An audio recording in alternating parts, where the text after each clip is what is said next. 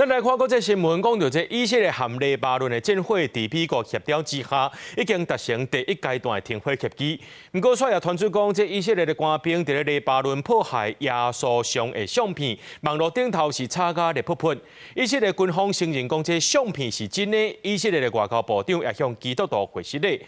那這件事件才有可能會影響到安松23要舉行的第二輪會談。這張在社群媒體流出來相片引發真大風波。畫面中，一個士兵舉大鋼槌卡落來耶穌受難傷。以色列國防軍調查了證實，相片內底士兵確實捌佇黎巴嫩南部瓦郡邊境的基督教村莊逮捕執行任務。عدو ولا مش عدو بأي شخص كان ما بحق له أو يتعدى على حرمات دينية. عرفت كيف؟ أنت جاي شو من كان بدك تعمل بالبلد هذا شيء حرمة دينية أنت ما فيك تتعدى عليه.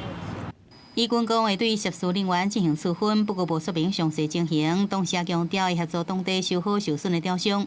以色列總理納坦雅胡坦白講，真驚而且悲傷，答應會嚴厲來處罰違規者。外交部長薩爾是批評這個行為真可恥，並且向受影響的基督教徒下釋禮。這事件也拖到美國，部分保守派甲國會議員質疑，以色列一方面接受美方的援助，一方面卻是出現這類爭議的行為。隨上，以色列最近甲中東基督教領袖中間關係是繼續真緊張。頂個月，宗教主義以色列警方以安全為理由，阻止宗教領袖入去耶路撒冷的聖母教堂，引發國際批評。3月初，以軍空襲黎巴嫩南部，造成神父死亡，教宗也表達哀悼。黎巴嫩因為武裝組織真主黨3月初為了支持伊朗，向以色列發射火箭，也被牽入這中東的衝突。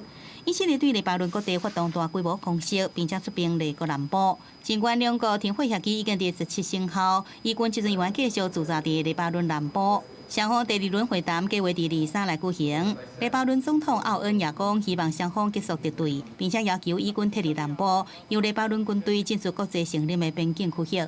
公視新聞，陳秋梅編譯。